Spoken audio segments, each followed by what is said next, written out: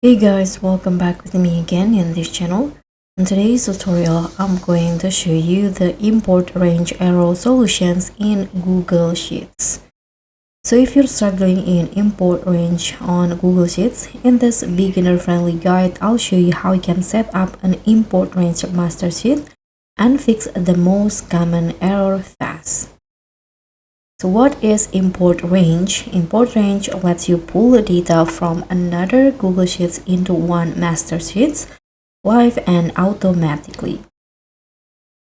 So first you can just copy the source sheet in your URL. Here you can, for example, I want to add import range in here. So I'm going to copy this URL.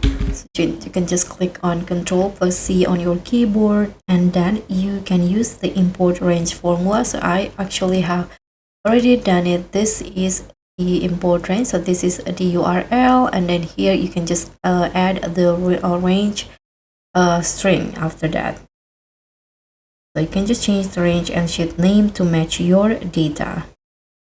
So if you see ref error like this,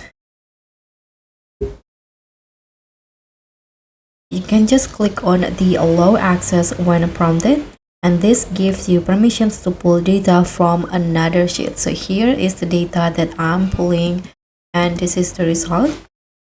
And to build a master sheet, you can just use a multiple import range functions. You can use one for each source sheet and organize them however you like.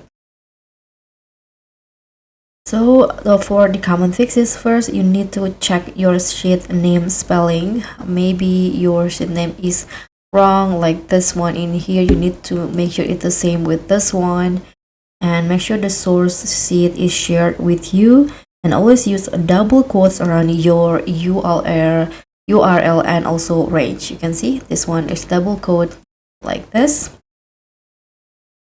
So that's how you can use import range like a pro. Even as a beginner, smash that like button, hit subscribe, and let me know if you want a more tutorial about this. Bye.